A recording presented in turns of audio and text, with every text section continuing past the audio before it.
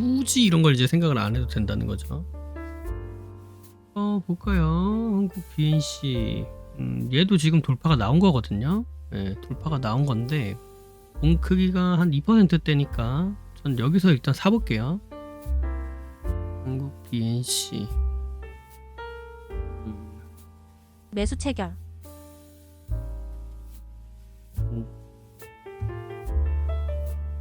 여기서 산 거예요. 요렇게 보고 산 거예요. 요렇게.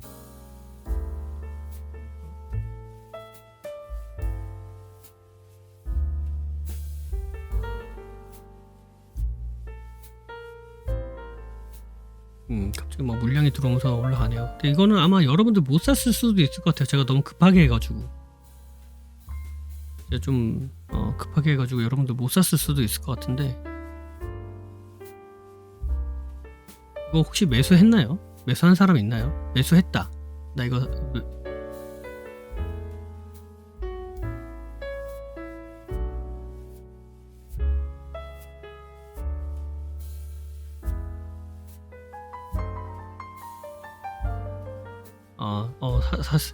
엄청 빨리 사셨네. 네.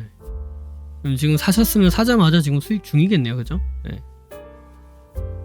그래도 빨리빨리 이런 게 또 되시는 분들이. 매도 체결. 네, 저는 팔렸어요. 네, 되시는 분들이 있네요. 할 수 있게 해내야죠. 네, 그래서 여기 보시면 쭉 잘 올라가죠. 근데 이렇게 보니까 어때요? 앞에 뭐가 텅텅 비었죠. 여기가 텅텅 비었다는 게 여기 있는데요. 여기 있죠. 네, 여기 있죠. 여기 왜 비었어요? 보세요. 이 기간이 대략 한 2년이에요. 그죠? 1년 반 이렇게 돼요. 그러면 매물이라고 얘기할 수 있는 기준 자체가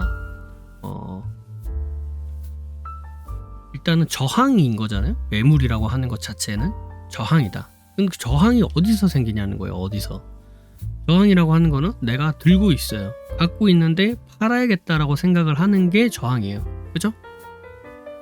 내가 지금 물량이 있어요. 내가 물량이 없는데 던질 수가 있어요? 매도를? 못하죠. 그러니까 물량이 있는 상태에서 이거 지금 이 가격에 내가 팔아야겠다라고 생각해서 매도 쪽에 물량들이 쌓이거나 혹은 뭐 시장가로 던지거나 실제로 물량이 나오는 거, 그 물량으로 던지는 게 이제 매도가 되는 거고, 그게 저항이 되는 거죠. 그죠? 속으로 나 여기서 못 올라가게 막아야지 라고 속으로 생각한다고 저항이 되지 않잖아요. 제가 속으로 생각한다고. 실제로 물량이 나와야 저항이 되니까. 그 물량이 그럼 어디서 나오냐는 거예요. 어디서? 크게 두 가지예요. 크게. 하나는 어디냐? 하나는 실제로 이 위에 있었던 물량, 여기 있는 물량이 여기서 이제 대기하고 있다가 올라오니까 올라오네? 구조대가 오셨네? 하고 던지는 거. 네, 그게 이제 실질적인 저항이 생기는 기본 개념이죠. 이거를 보통 뭐라고 얘기하냐면 악성 매물이라고 얘기해요. 매물은 매물인데 악성 매물. 네, 이 사람들은 이제 대부분 물려있는 사람들일 가능성이 있어요. 물려있다. 그러니까 기다리고만 있다가 올라오니까 그냥 던지는 거예요. 그냥 잘 됐다 하고. 근데 여기 올라와도 안 던지는 사람도 있긴 있어요. 더 올라가겠지 하고. 자, 어쨌든 여기서 나오는 게 일단 악성 매물이라는 거예요. 저항감이 생기는. 자, 두 번째는 뭐냐? 제가 크게 두 가지 있다고 그랬죠. 두 번째는 뭐냐? 심리적인 매도예요. 심리적인 매도. 그게 뭔 말이냐? 여기는 실질적으로 예를 들면 이런 겁니다. 이렇게 보면 실질적으로 여기에서 여기 샀던 사람들이 있을 거 아니에요? 매매라는 거는 제가 말씀드렸지만 체결이에요. 네, 그러니까 사는 사람이 있으면 파는 사람이 있는 거예요. 그러니까 여기서 거래가 이루어졌다라는 말 자체는 누군가 여기서 샀다는 얘기예요. 누군가 여기서 팔았겠지만 누군가 여기서 샀다는 얘기거든요. 그러면 이 구간 내에서 누군가는 물량을 보유하고 있을 가능성이 있죠. 그러니까 주가가 올라오니까 여기서 던지는 거예요. 그러니까 이게 저항이라는 게 생기는 거죠. 네. 그래서 이런 게 이제 저항이 생기는 건데, 두 번째 경우가 이런 경우예요. 이 밑에서 산 사람들, 흔히 얘기하면 우리가 이제 말하는 수익을 내려는 사람들인 거예요. 그러니까 여기서 사서 여기서 던지는 거예요. 그러니까 위에서 기다리고 있다가 입을 벌리고 있다가 올라와서 던지는 사람도 있지만, 밑에서 사서 푸근하게 이렇게 들고 가다가 나 이제 팔아야겠다 하고 던지는 저항 매도세도 있는 거예요. 그래서 요거를 뭐라고 얘기하느냐? 두 번째, 수익 실현 물량 혹은 차익 실현 수익 차익 뭐 같은 말이에요. 실현 물량이 여기서 나오는 거예요. 그래서 크게는 두 가지가 된다. 첫 번째가 악성 매물, 두 번째가 차익 실현 물량. 요게 이제 주로 매도세를 만드는 힘이에요. 이제 세력이 꾹꾹 눌러대는 것도 있지만 흔히 우리가 얘기하는, 그래서 요게 이제 보고 이걸 이제 제가 왜 말씀드리냐면, 이거를 보고 우리가 이게 그렇구나라고 유추해 볼 수가 있는 게 뭐냐, 주가 위치라는 거예요. 주가 위치. 네. 그래서 주가 위치를 봐야 되는 거야. 주가 위치를 봐라 라고 얘기하는데, 주가 위치 뭘 보라는 거야 라는 게, 이걸 보라는 거예요. 이걸 쉽게 얘기를 하면, 그러니까 저항이 어디냐, 매도세가 나올 자리냐, 앞으로는 매도세가 나올 수 있는 가능성이 큰 자리냐, 매도세가 많이 안 나올 것 같은 자리냐라는 걸 보라는 거예요. 즉 저항이 생길 것 같은 자리냐, 저항이 아직은 조금 약할 것 같은 자리냐를 보라는 거예요. 그래서 그걸 봤을 때, 아니 여기 있잖아요, 그죠? 네, 있죠. 여기 있잖아요. 있죠. 여기 있잖아요. 근데 어떻게 돼요? 뻥 뚫렸죠. 멀죠. 요 기간이 멀잖아요.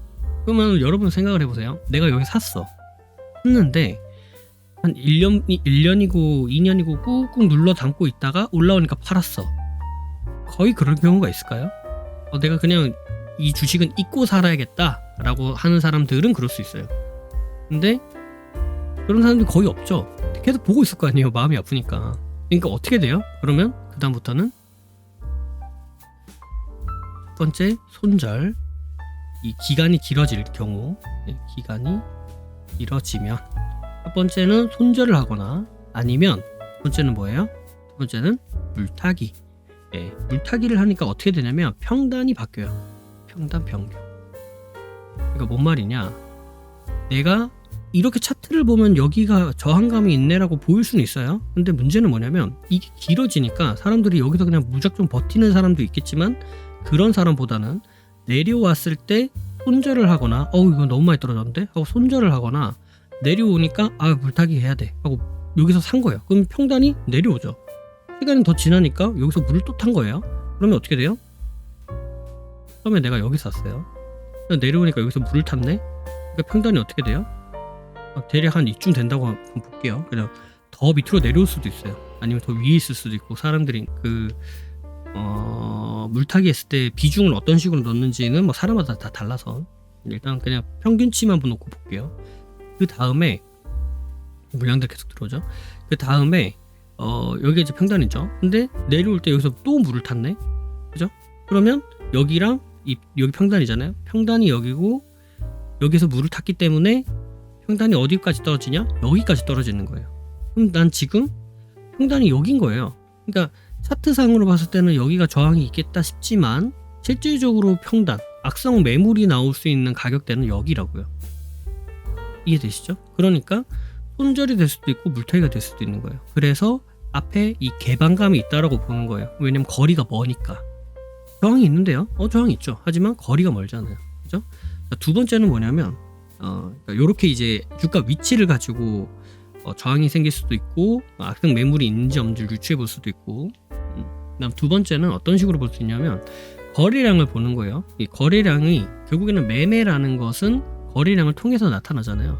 그럼 여기서 샀던 사람들이 만약에 던진다라고 한다면, 물량을 갖고 있어야 던지기 때문에 최소한 여기 밑에, 여기에 있었던 물량들의 거래량보다 여기가 많다라고 하는 것은 이 물량을 다 잡아줬을 가능성이 있다라는 얘기죠. 그죠? 이해되시죠? 뭔 말인지 이해되시죠? 이해가 되나요?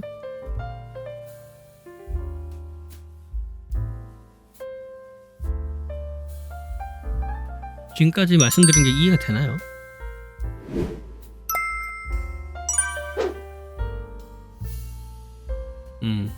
그죠? 이해가 되시고, 이해가 안 되시는 분은 안 계시네요. 네. 그러니까 거래량으로 봤을 때 여기서 나오는 거래량이 이해가 안 되시는 분도 계시고, 그러니까 보세요. 내가 만약에 물량을 던져요. 그럼 쉽게 얘기를 좀 해볼게요. 좀 더 이해가 될 수 있게. 내가 예를 들어서 7,000개가 있어요. 내가 갖고 있는 게 뭔지 모르겠지만 어쨌든 내가 7,000개가 있어요. 근데 여기에서 누가